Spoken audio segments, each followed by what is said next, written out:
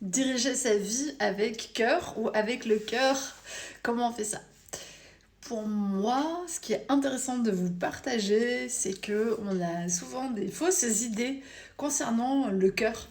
Comment diriger avec le cœur? Pour certaines personnes, ils vont se dire non, le cœur c'est un espace sensible, c'est un espace sentimental, c'est un espace doux, c'est un espace presque vulnérable. Comment je vais faire pour diriger ma vie, la mener quelque part, la leader, l'architecturer avec le cœur? Et ça fait une sorte d'impossibilité. Et pour moi, vraiment, la base des bases des bases, c'est de comprendre que le cœur n'est pas du tout ce que tu penses. A priori, l'espace du cœur, il est très ouvert, il est vaste, il est immense, il contient beaucoup de dimensions et pas que la dimension des émotions et des sentiments. Finalement, déjà, cette première notion peut t'aider à voir plus clair sur l'espace du cœur et comment, à travers ton cœur, vraiment, tu peux innover dans ta vie, construire, architecturer et même te discipliner d'une certaine manière. Le problème qu'on rencontre chez pas mal de personnes, c'est que une fois qu'on doit faire quelque chose, qui a une obligation, qui a du travail, qui a quelque chose qui est relatif à un domaine dans lequel on nous a brimés quelque part, on nous a forcés, on nous a soumis, on a induit des contraintes que nous, on a estimées pas du tout positives, on va avoir tendance à être sur le mode défensif et à ne pas vouloir, finalement, retourner dans ces espaces-là. Or, il faut un minimum dans sa vie d'architecture, de volonté, de direction, de cadre pour avancer et pour se sentir bien. Donc l'espace que le cœur peut offrir à ce niveau-là, c'est en fait en toute indépendance, en toute ouverture, en toute transparence, poser des bases dans sa vie qui soient claires, qui soient nettes, qui soient précises et qui devient en fait des guidelines, vraiment des grandes lignes, des bornes, on va dire, sur notre chemin, avec lesquelles on avance au quotidien. Donc l'espace du cœur, ce n'est pas seulement si tu es amoureux, amoureuse, si tu te sens bien, si tu te sens mal, si tu te sens ceci ou cela, parce que là, on va limiter l'imaginaire qu'on a du cœur à juste l'espace émotionnel, le corps émotionnel. Or, le cœur, c'est vraiment beaucoup plus vaste que ça. Grand espace de connexion aussi quand on va aller méditer. Donc je t'invite évidemment, si tu suis mes vidéos, à de temps en temps, le plus souvent possible, faire des temps d'arrêt, de silence avec toi-même. Aller dans ton cœur, essayer de sentir un petit peu qu'est-ce qui se passe à ce niveau-là, quels messages ont envie de venir se délivrer par rapport à moi, par rapport à mon existence. Est-ce qu'il y a des messages que j'entends pas? Est-ce qu'il y a des incohérences? Est-ce qu'il y a des hauts secours? Qu'est-ce qui se passe là-dedans en tous les cas? Souvent, le cœur, ça va être un espace dans la profondeur qui est assez calme, tranquille, accueillant, dans lequel tu peux aussi te déposer complètement et aller te rassurer, reposer tes questions, tes fondements personnels. Mais on revient à cette idée que si personne ne dirige ta vie, en tout cas, c'est pas toi qui la dirige du coup, si tu ne prends pas une place, en fait, vraiment sur ton siège principal de conducteur, sur ton, on va dire, sur ton trône, dit d'une autre façon, si tu t'assieds pas pleinement, si tu t'engages pas, pour revenir à mon sujet précédent, si tu t'engages pas vraiment à l'idée ta vie, eh bien, d'autres forces vont venir, vont intervenir, vont venir te proposer évidemment tout un tas de choses. Et il y a un jeu de contrariété, c'est l'existence sur Terre, c'est comme ça, qui va faire que forcément tu vas sans doute sortir de ton chemin et aller soit te servir d'autres causes, d'autres personnes, faire d'autres choses qui peut-être sont intéressantes, mais ne sont pas ce que tu as formulé comme vœu au fond de toi, secrètement dans ton cœur. Donc c'est très important pour récupérer vraiment voilà, le lead plein et entier à travers son cœur, d'être hyper honnête et transparent sur réellement quels sont tes désirs à toi, en dehors de la société, en dehors de tout ce qu'on t'a inculqué, en dehors de ta famille, en dehors des personnes avec qui tu vis vraiment toi, dans ton essence, et pas de façon qui peut être jugée égoïste, mais de façon juste primaire, primitive, toi, dans ton essence, qu'est-ce que tu dégages, qu'est-ce que tu aimes dans tes goûts les plus simples finalement, et est-ce que c'est présent dans ton quotidien? Est-ce que tu installes des choses dans ta vie concrètement, des activités, des actions, des moments pour que tu puisses vivre ces choses-là qui te ressemblent, qui te rassemblent aussi, qui te font du bien au cœur. Souvent, tu peux avoir aussi, si tu es sensible à l'énergétique comme moi, le cœur qui serre ou qui s'expand assez facilement, même physiquement. Tu pourras ressentir des lieux ou des personnes à travers finalement cette énergie du cœur. Tu vas sentir des petites crispations à des moments à dire c'est l'énergie qui est là, qui alourdit ton cœur, qui t'écrase un peu, qui t'étouffe l'espace cœur, et d'autres espaces où tu vas sentir une ouverture comme ça dans ta poitrine, une ouverture vraiment avec une énergie qui se déploie et qui se met en commun comme ça avec la personne, l'environnement ou la chose que tu es en train de faire. Donc sois attentif à ça, si tu as un minimum de pertinence et de captation énergétique, tu pourras le sentir. Et on dit avoir le cœur lourd, mais en fait c'est vraiment ça, c'est des énergies qui viennent s'agglutiner et peser sur cet espace cœur et quelque part l'opacifier. Donc c'est important de prendre aussi conscience de ces résonances-là, de l'énergie, de comment on réagit à certaines personnes, certaines choses. C'est comme ça que tu vas apprendre aussi qu'est-ce qui est bon pour toi, quels milieux sont agréables pour toi et quels milieux te coupent complètement de ton cœur. Et évidemment, je suis dans la team, suis ton cœur, suis ce que tu ressens profondément comme étant juste, comme étant bon pour toi. Ne te force pas, voilà, pour quelque raison que ce soit, à aller dans des chemins qui te semblent contraires à ta morale ou à ta foi. Garde le cap. En ce moment, évidemment, on vient de passer une année calendrier, mais vraiment, ça n'a pas tellement d'importance. Au final, c'est tout le temps, au quotidien.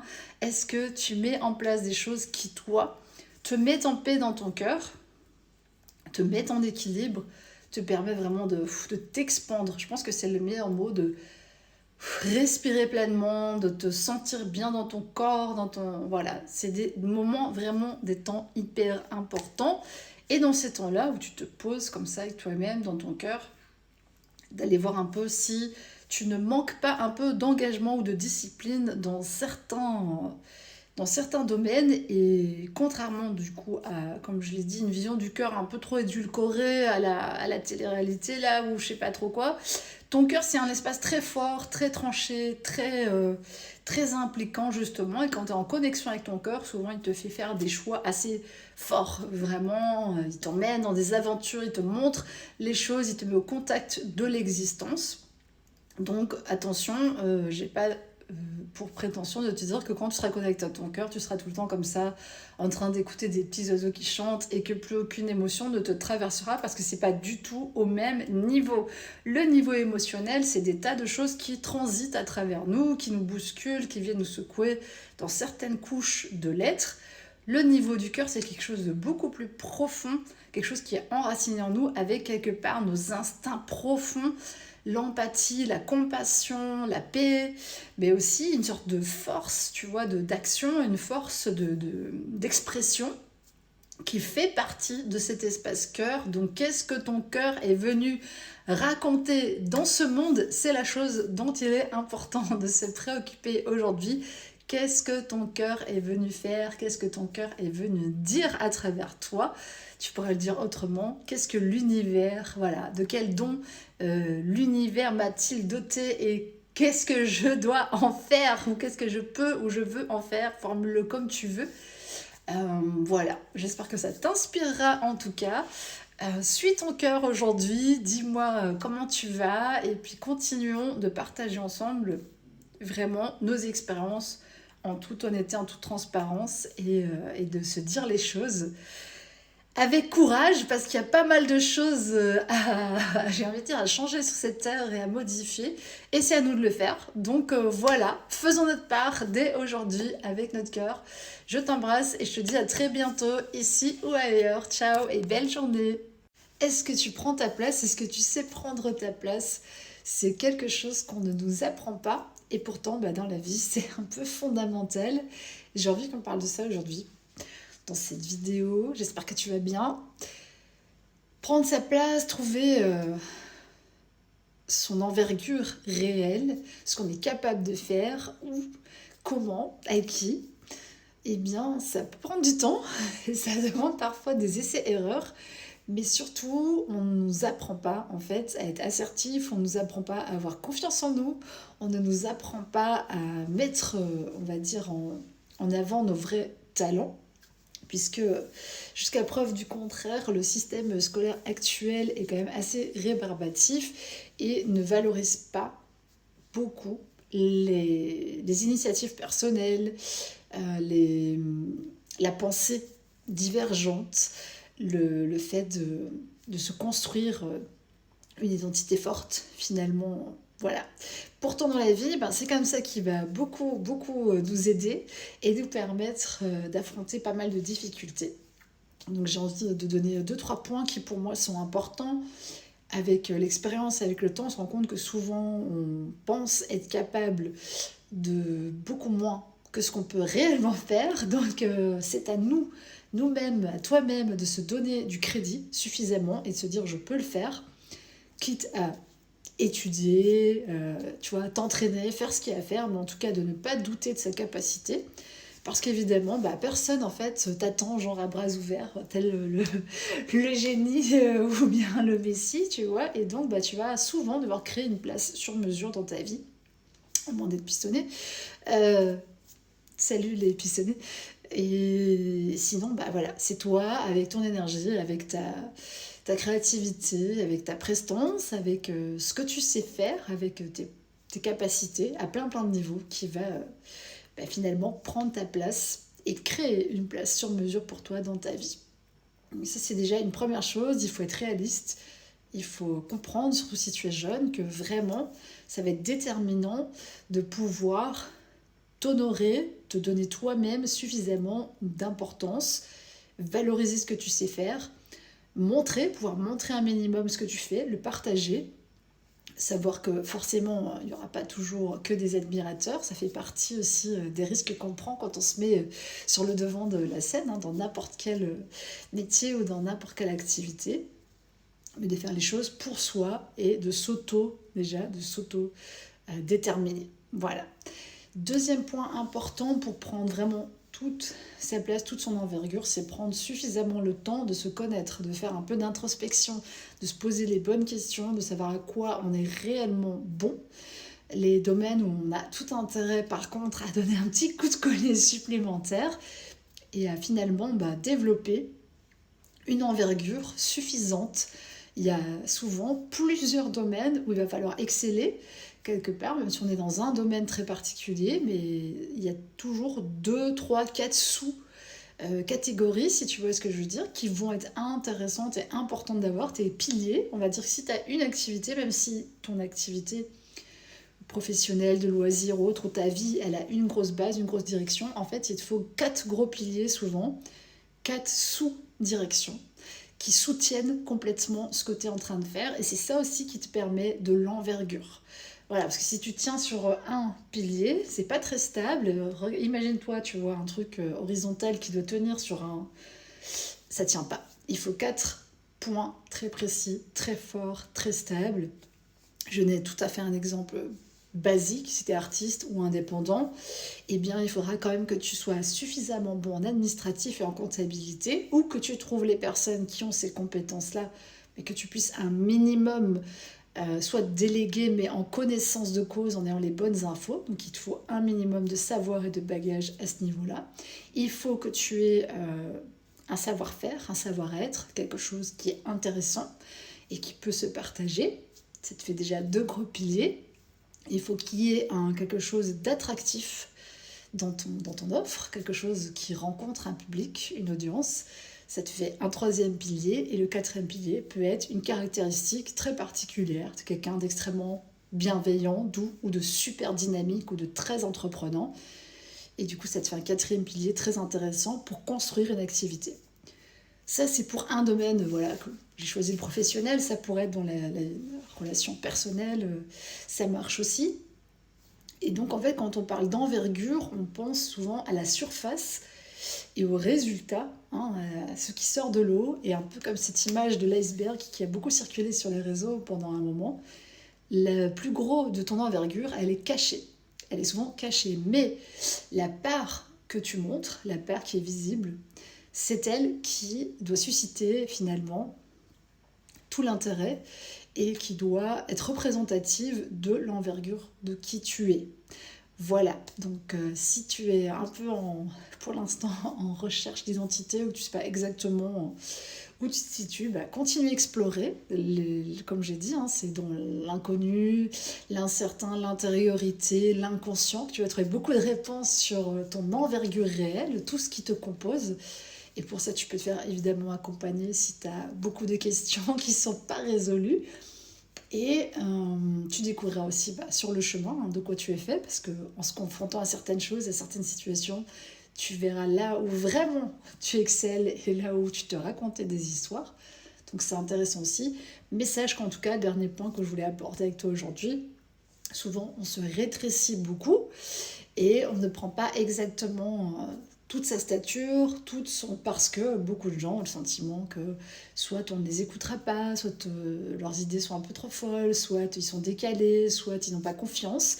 Donc il y a beaucoup de choses qui font que pas mal de personnes ne prennent pas une place parce qu'il y a des problèmes de légitimité, il y a des problèmes de timidité, il y a des problèmes de confusion, on ne sait pas trop quoi dire ou comment faire. Mais en tous les cas, sache que ton énergie parle pour toi, ça c'est sûr, et que plus tu te développes intérieurement, et plus tu vas prendre de la place aussi dans le monde extérieur et commencer à t'affirmer, à afficher, à oser entreprendre des choses. Voilà, dis-moi si ça t'a parlé et où tu en es par rapport à ton envergure, voilà, jusqu'où tu oses rêver, jusqu'où tu oses lancer des idées, jusqu'où tu oses voir grand finalement et te montrer comme étant quelqu'un d'important. Et on ne parle pas du niveau purement égotique, bon, voilà, parce qu'on est sur des réseaux, hein, donc il y en a qui tombent un peu dans le panneau, mais on parle pas d'une survalorisation de soi, voilà, en pensant que ça y est, on est absolument magnifique dans tous nos aspects, mais tout simplement non plus de se diminuer, de ne pas croire en soi, de ne pas oser partager, ne serait-ce qu'à une petite communauté, ce qu'on fait. Voilà. Et pas obligatoirement sur les réseaux, mais en tout cas dans ta vie. Donc tu me diras en commentaire où est-ce que tu en es. Est-ce que tu as pris ton envol déjà? Est-ce que tu connais ton envergure, ton ouverture d'aile? Ou est-ce que tu es cloué au sol? Ça m'intéresse. Voilà, tout ça, ça se passe dans les commentaires. N'hésite pas à liker, partager, parler à tes amis, aux personnes à qui ça pourrait servir ou de qui c'est le sujet. Pour l'instant, voilà, ciao, passe une bonne journée, à bientôt. Est-ce que tu as déjà été engagé dans une relation à long terme? Pourquoi je te pose cette question? Parce qu'il y a une personne avec qui de toute façon tu es engagé à long terme, c'est toi-même. Ça paraît évident, mais il est clair qu'on se désengage très souvent de la relation qu'on entretient avec soi-même. Et comme n'importe quelle autre relation, avec son corps, avec un ou une partenaire, avec la nourriture, avec notre environnement, avec notre travail, avec notre art, avec plein de choses. Chaque relation qu'on entretient nécessite une forme d'engagement. Et pourquoi ça marche mieux quand on est engagé? C'est un petit peu le sujet du jour. Bien sûr, on peut imaginer un petit peu un parallèle avec les relations amoureuses et se dire qu'il y a des aventures plus légères, moins engagées, etc.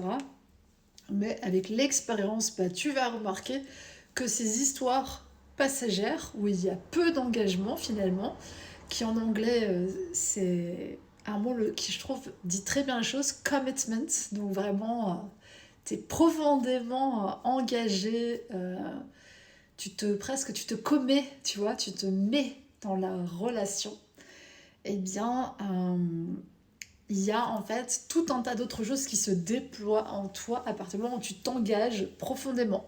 Après, ça peut être un court terme où tu es très engagé, parce que ça, évidemment, ça dépend pas toujours que de toi, mais dans ta relation à toi-même et par rapport notamment à la forme physique, à ta forme émotionnelle, à ton bien-être mental aussi, et à ton avancement, que ce soit artistique, général, personnel, etc., amical, en fait, tous les domaines où tu ne déploies pas suffisamment d'engagement vont avoir tendance à partir en pirouette cacahuète et un peu dans tous les sens. Pourquoi je te ramène à ça? Parce que pour ma part, je pense que vraiment cette année, On ne va plus se mentir, c'est grand temps de prendre sa responsabilité et de voir qu'en fait, quand quelque chose ne fonctionne pas dans notre vie, peut-être n'est-on pas vraiment engagé. Et c'est très important de pouvoir s'engager de manière très franche et sincère et aussi pouvoir se désengager.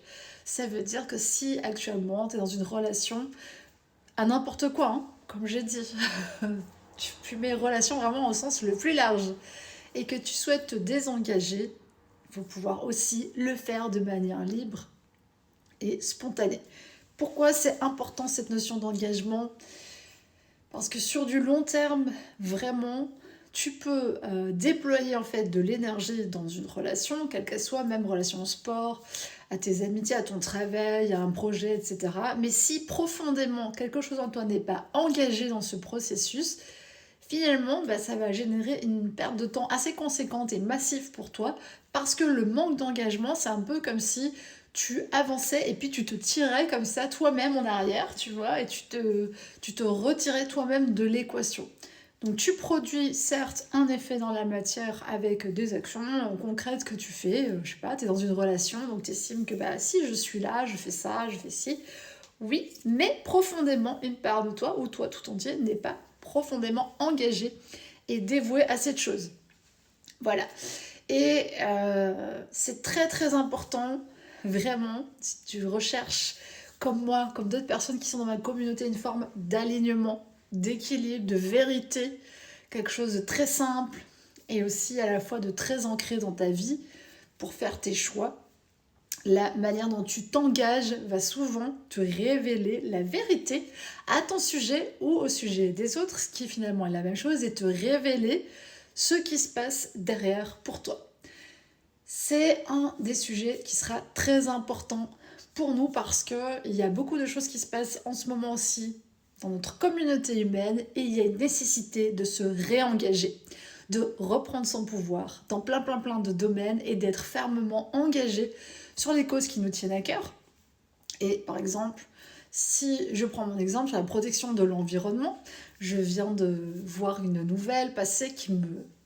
Voilà, tu sais, qui me... Eh bien, comment je peux m'engager? Voilà, concrètement, ne pas être passive. Voilà, j'ai vu passer la nouvelle, ok, c'est bien.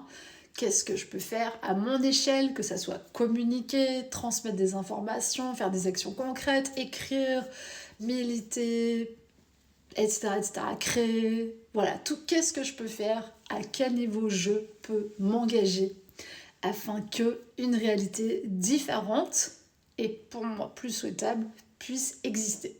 Et à tout niveau, c'est la question qu'il faut se poser. Si pour toi-même, tu n'es pas satisfait de certaines choses dans ta vie, tu n'es pas satisfait ou satisfaite des résultats que tu obtiens, de ta vie, comment elle est partie, de plein de choses, et bien en fait, il faut s'engager. Tout simplement, c'est vraiment une formule magique, je dirais, mais c'est pas évident. Tout comme tu verras que beaucoup de gens vont à reculons dans une relation de long terme ou ont du mal à s'engager vraiment vis-à-vis de quelqu'un pleinement et profondément par peur de désillusion, peur d'être trompé, peur d'être ceci, enfin voilà, beaucoup de peurs.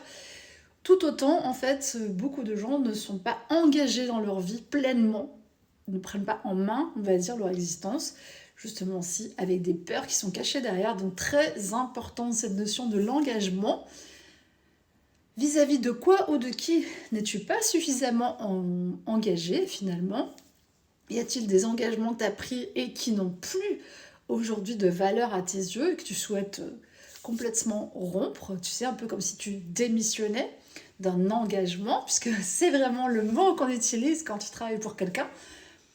Voilà. Essaye juste de réfléchir à ça pour commencer ce mois de janvier. Ça peut être pas mal de déblayer un peu le terrain de ton engagement vis-à-vis de quoi es-tu réellement et fermement engagé? Quel principe est-ce que tu soutiens dans ta vie? Et est-ce que tes actions sont délibérément, en fait, incarnées en ce sens? Voilà. Il faut aujourd'hui être très sincère et honnête avec nous-mêmes parce qu'il y a un déferlement de choses, il y a des réalités économiques, mondiales, etc. qui sont assez énormes et qui sont en train de se déployer. Il y a un monde qui est en pleine bascule et nous, chacun, dans notre cœur, dans notre vie, on a du pouvoir, un pouvoir de s'engager vis-à-vis de nous, vis-à-vis de notre communauté, vis-à-vis du monde, vis-à-vis des animaux, vis-à-vis de l'environnement, vis-à-vis des gens qui partagent notre vie, on peut prendre des engagements. Voilà, et je pense que c'est très très très important, car encore une fois, on peut pointer du doigt de certaines personnes que l'on connaît qui sont engagées subjectivement, à mon sens, mais enfin pour veiller aux intérêts communs et qui sont censés nous représenter. On peut se dire que ces gens-là ne tiennent pas leurs engagements, c'est clair et net, pour la plupart, pour une majorité encore. Mais nous, qu'en est-il de nos propres engagements aujourd'hui? Et en quoi est-ce que nous-mêmes, nous faisons figure d'exemple ou pas, d'exemplarité? Je ne sais pas, je vais donner un exemple. Imaginons, tu penses que les gens, voilà, la vie, le monde se porterait mieux si tout le monde était en bonne santé. Est-ce que tu fais tout, toi, déjà, pour toi, être dans la meilleure des santé, la plus rayonnante, la plus puissante? Est-ce que tu fais figure d'exemple? Est-ce que déjà, à travers toi, tu fais passer, en fait, ce principe? Et pour tout, ce sera pareil. On a besoin aujourd'hui des personnes qui incarnent leur lumière, leur potentiel et qui s'engagent pleinement, en fait, aux côtés des autres et aux côtés d'eux-mêmes pour incarner leur talent. Est-ce que tu fais partie des gens qui sont engagés et qui savent s'engager? Ou est-ce que tu es plutôt de nature fuyante, à passer à gauche, à droite et à ne pas vraiment t'engager concrètement? Voilà, tous les possibles sont ouverts en tout cas. Je te souhaite une très belle année si tu passes par ici et que tu as écouté la vidéo jusqu'ici. Excellente année, pluie de bénédictions pour tous et on se retrouve bientôt par ici pour d'autres infos. Engage-toi en tout cas à être heureux et à t'occuper de tes affaires et tu verras que ta vie déjà ira nettement mieux. Bonne année, ciao! Comment trouver la paix dans un monde qui semble être perpétuellement en guerre et dans lequel des forces agissantes se confrontent?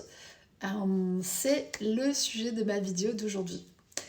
Le travail de l'ombre ou le travail réel sur soi, je l'appellerais comme ça, c'est un espace dans lequel on confronte nos peurs les plus profondes, nos angoisses existentielles, nos insécurités, nos faiblesses, nos inconsciences, nos parts oblitérées. Et c'est un travail que peu de personnes commencent volontairement ou avec joie. C'est souvent à l'occasion d'un deuil, d'un problème, d'un divorce, d'une rencontre fracassante ou d'un événement particulier que on va être quelque part mené à découvrir plus de choses sur nous, sur notre propre obscurité. Et je trouve qu'il y a beaucoup de fausseté qui circulent à ce sujet. Et on pense souvent que l'obscurité, c'est forcément finalement des parts qui sont un petit peu souvent, j'ai envie de dire, mises en scène hein, dans le cinéma ou dans les allégories fantastiques, que ça va être des parts, par exemple, ultra-violentes, des parts super narcissiques, des parts sexuellement déviantes, des parts, je sais pas, hyper paresseuses. Enfin, on a cette image que le négatif, l'envers du décor, notre négatif, notre ombre, est forcément quelque chose, parce qu'on ne la maîtrise pas, on ne la contre pas, serait uniquement de l'ordre de la pulsion, etc. En fait, ça, je te rappelle, et si tu es ici, que pour les plus jeunes d'entre vous, surtout, ça, c'est de vieilles considérations. Voilà, déjà, il y a X temps, avec Freud et Jung, c'était des débats. Et en fait, on a passé ce cap-là dans l'humanité, on a fait d'autres découvertes, heureusement, et on a bien compris que finalement, c'est pas que ça. L'inconscient, il révèle aussi des trésors, des merveilles, des espaces d'extrême sensibilité, de vulnérabilité, et il y a aussi des trésors que l'on possède, mais qui sont parfois écrasés, étouffés, qui n'ont pas eu voix au chapitre. Et évidemment, plus on va être sensible, plus on peut avoir vraiment quelque part travesti, tapis, mis de côté ces parts-là, parce qu'elles sont difficiles à vivre dans un monde qui semble complètement déconnecté du cœur. Je dis bien qui semble parce qu'il faut faire une nuance entre l'apparence que le monde nous offre ou comment on l'aperçoit dans notre vision, qui forcément est subjective et est limitée. On voit à travers le petit trou d'une serrure, tous et toutes. Il faut s'en accommoder et essayer d'imaginer le reste du vaste paysage.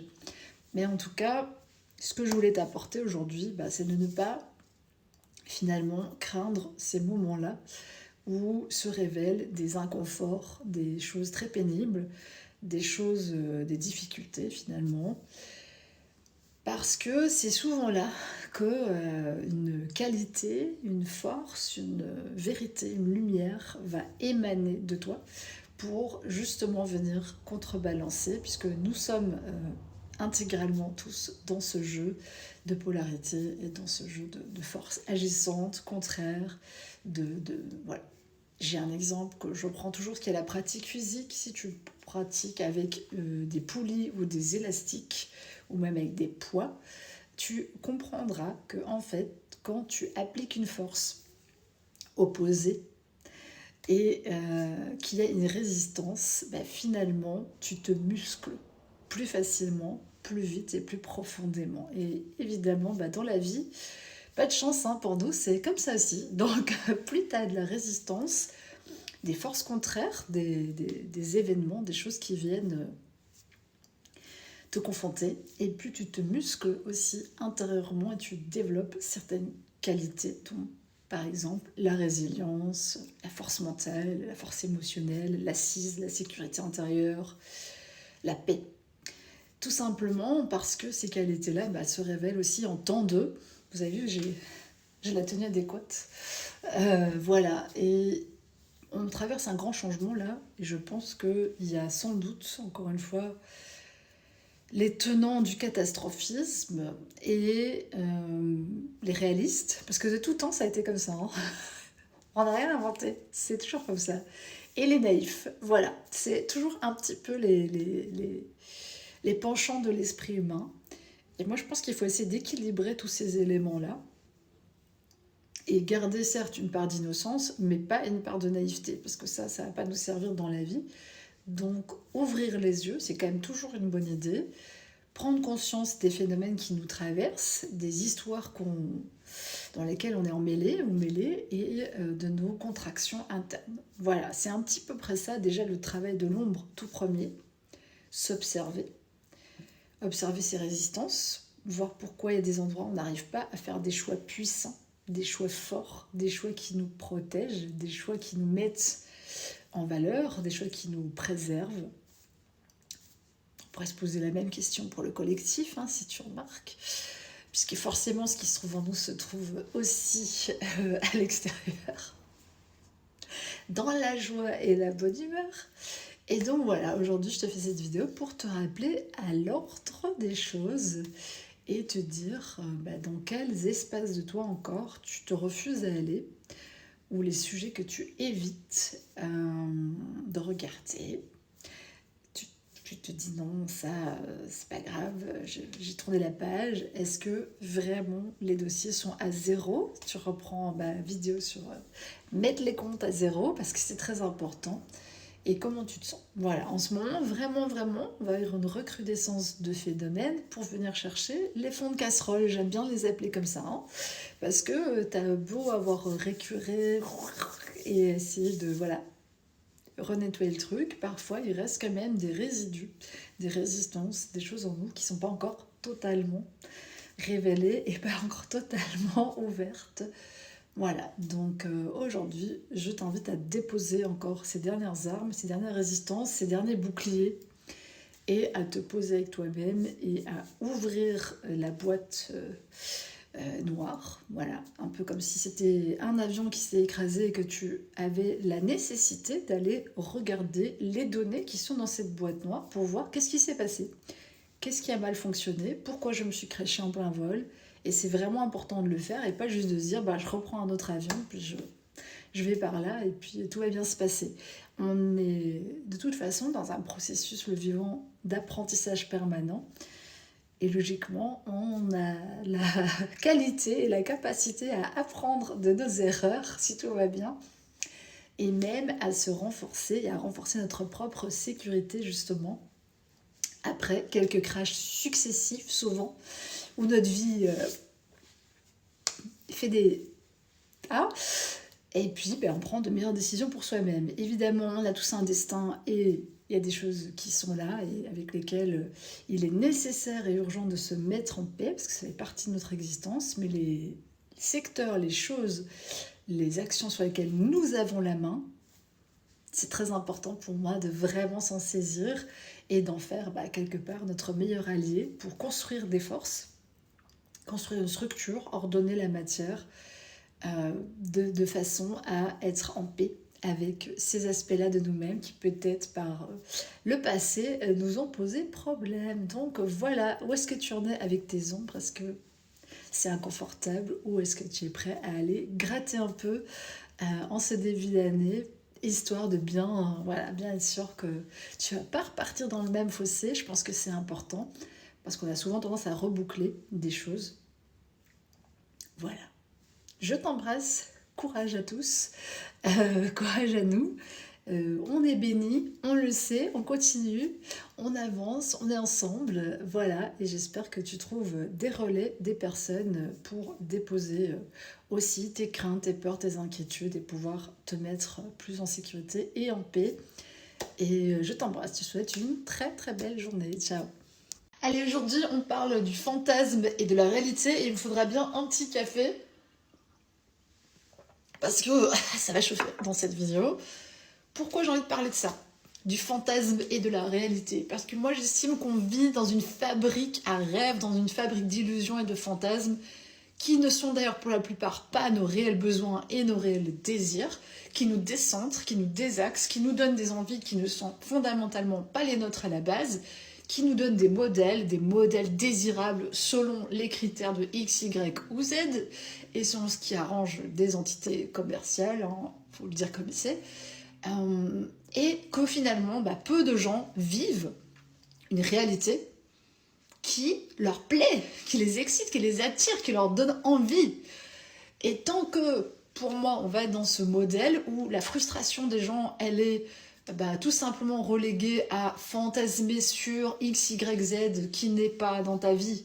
Il est soit sur un écran, soit c'est quelqu'un sur qui tu fantasmes pour X ou Y raison, ou un autre job qui serait peut-être plus fantastique à tes yeux, ou un autre logement, etc. Et qu'en fait, on maintient un niveau de fantasmagorie assez élevé, mais qui n'est pas positif, parce qu'en fait, il est éloigné de ta réalité actuelle et de tes moyens disponibles et réels. Pour moi, on crée soi-même, on s'enterre, en fait, on crée sa tombe, on crée le fossé dans lequel se déprimer vraiment gratuitement. Pour moi, il y a une notion qui est vraiment fondamentale, c'est aimer et apprécier sa réalité et faire des choix forts. C'est-à-dire que si tu n'aimes pas quelque chose, il n'y a aucune raison en fait de faire ça. Tout simplement. Ah ouais, ça paraît comme ça, tu te dis, oui, c'est évident. C'est évident, mais il y a une majorité de gens qui font des choses qui n'aiment pas plus que ça. Qui font des choses par habitude, qui font des choses parce que la société dit que, parce qu'ils ont suivi un chemin, parce que pour plein de raisons, mais pas un désir profond. Donc évidemment que si tu n'es pas allié avec tes désirs profonds, tu vas avoir une frustration dans ta vie et ta vie réelle te paraîtra banale, te paraîtra nulle. Et du coup, tu fais les gros sous de l'industrie puisque grâce à ta frustration, en fait, que ta vie à toi ne soit pas suffisamment excitante, passionnante, que tu n'aies pas des relations à la hauteur de l'échange que tu attends, que tu ne vibres pas assez, eh bien, on va te vendre des modèles tout cuits, tout faits de vie, de modèles financiers, de modèles commerciaux, de choses, voilà. En veux-tu, en voilà, en te faisant croire, c'est le fait de la publicité, mais aussi de toute l'industrie de l'image, en te faisant croire que ça, c'est, tu vois, la clé de ton bonheur. Et évidemment, c'est très facile de tomber dans ce faux fantasme. Alors, quand on est jeune, souvent, on a des fantasmes aussi sur nos partenaires, voilà. On va aller vers certains modèles assez clichés, parce qu'aussi, la société nous a quand même assez bien lavé le cerveau et fait croire que des choses très toxiques étaient bonnes pour nous, donc on va aller vers des personnes pas forcément charmantes au départ. On peut se tromper aussi. On en apprend plus sur nous-mêmes et nos désirs. Et j'ai cet exemple qui me vient en tête, voilà, qui est évidemment issu de ma vie de femme. Forcément, nous, on nous a vendu à tort et à travers un peu ce modèle du bad boy, mais va vivre avec un bad boy, tu vas comprendre tout de suite que finalement, c'est pas ça le mec que tu veux. Et bien sûr, je parle pas du bad boy mignon qui met la table, hein. On parle d'un vrai bad boy. Donc, il y a aussi des modèles qu'on nous a vendu dans le féminin, dans le masculin, dans le couple, dans la manière de mener sa vie, comment gagner de l'argent. En fait, pour tout, t'as un truc tout fait, un produit tout fait, tu vois, miracle, soi-disant, qui t'est vendu par une entreprise bien planquée derrière, ou par d'autres entités, et qui font que ça ramène forcément l'espace, en fait, de vide qui est à l'intérieur de toi. T'as envie de le combler, et tu ne veux pas être frustré, parce que c'est pas agréable d'être quelqu'un de frustré dans sa vie. Donc tu vas à tout prix chercher à combler ce vide, à acheter des choses, à assouvir tes besoins, à assouvir des désirs ou des fantasmes, mais qui souvent ne sont pas les tiens. Donc cette vidéo aujourd'hui, c'est une petite vidéo pour te réveiller et te dire, est-ce que ce sur quoi tu fantasmes, le style de vie, le style de partenaire, le style de tout de ta vie, est-ce que vraiment tu es certaine que c'est bon pour toi et que c'est ce que tu veux profondément, ou c'est juste la mode, commun, c'est ce que tu as vu dans les médias, c'est ce que tu vois autour de toi, et assure-toi vraiment de re-questionner en fait tout ça. Pourquoi ? Parce que pour moi, la chose la meilleure que tu puisses faire pour toi, c'est de rendre ta vie hyper attrayante au quotidien et de comprendre que finalement, c'est dans des choses assez simples, mais assez fortes et puissantes, des choix que tu fais dans ta vie. C'est ça qui va amener en fait ta vie à un autre niveau, qui fera que tu seras plus dans une frustration énorme. On aura comme tout le monde une part de frustration parce que c'est humain, et c'est aussi ce qui nous pousse à devenir meilleur, à avancer, à faire d'autres choix. Donc c'est ok, mais tu seras pas dans ce faux creux où tu penses que voilà, quelque chose serait mieux, que si ta vie était comme ça, que si tu avais tel boulot, que si tu avais tel partenaire, que si tu avais tel truc, et passer ta vie en fait à fantasmer un truc qui n'existe pas, alors que tu ne t'occupes pas de ce qui se passe ici et maintenant dans ta vie réelle, et ce que tu peux faire concrètement, de là exactement ici, là où tu es, avec qui tu es, avec ce que tu as, voilà, dans ta réalité parfaite d'aujourd'hui, qu'est-ce que tu peux faire, et non pas fantasmer, rêver, projeter, espérer. Non, en fait, vraiment concrètement, quelles actions tu peux mener pour que ta vie corresponde plus à, non pas du coup ton fantasme, mais ton réel désir. Et ça, pour moi, c'est un des plans les plus importants qui t'aide à t'accomplir et à ne pas être en mode frustré. Donc, je vais donner un exemple. Désolée si je vais offusquer des personnes, mais voilà, les clichés sont tellement forts dans la société que des fois, j'en perds mon latin, tu vois. Genre, je t'ai parlé latin. J'en perds mon français, du coup... Et tu vas avoir typiquement des gens qui ont une vie, une vie intime qui est pas waouh, une relation de couple qui est pas youpi. Et le fantasme, ils vont aller regarder des acteurs, des films, des trucs, oh là là, quel... et voilà, je me fous de leur gueule, hein, vraiment, je me fous de votre gueule si vous êtes dedans, donc désolé, mais pas désolé. Parce que pour moi, c'est un truc à ramener à soi, c'est un truc à ramener dans sa vie. C'est dans sa vie qu'il faut vivre des trucs intéressants. Et il ne faut pas les porter sur un écran à l'extérieur de soi ou se dire « Ah oui, non, ça n'existe pas ». Plein de fois dans mes conversations avec des personnes que je connais, je leur dis « C'est pas une série Netflix ». La vie, c'est pas une série Netflix. Donc arrêtons de se comporter les uns et les autres avec des attentes complètement idéalisées, complètement fantasmées, complètement illusoires sur ce que serait la relation, et commençons à construire une réalité qui nous fait du bien, qui nous met tranquille, qui nous donne envie de vivre notre vie à nous, et pas de fantasmer autre chose. C'est très important. Et vraiment, j'ai envie qu'aujourd'hui, vous sortiez de la frustration. C'est la fin d'année, on va pas quand même se faire chier encore longtemps. 2025, quels sont tes objectifs? Est-ce que tu as envie de vivre ta vie ou tu as envie de continuer à regarder des trucs ou à t'exciter 3 secondes, à regarder au dehors des trucs, des contes, des autres personnes, des trucs et te dire ah, c'est beau, ouais c'est beau, mais vas-y, réveille-toi en fait, il faut que toi, ta vie te plaise. Il faut que ta vie te plaise, vraiment, en dehors des clichés. Donc, il faut que tu deviennes ton propre objet de, quelque part, de désir et de fantasme, mais réel, profond, et que tu comprennes que tu dois animer la matière de ta vie, en fait, pour te sentir en phase avec toi-même et pour ne plus avoir besoin de béquilles à tout point de vue, voilà, et de devoir projeter des rêveries, des espoirs, des ça sur plein d'autres choses que sur toi-même, et donc de reprendre ta vie en main pour créer ton propre élan, ton propre désir pour alimenter ta passion réelle et ne pas en fait la projeter à l'extérieur sur the mec, the fille, the boulot, the ci et le ça qui changera toute ta life. En fait, il n'y a que toi qui peux la changer, ta vie.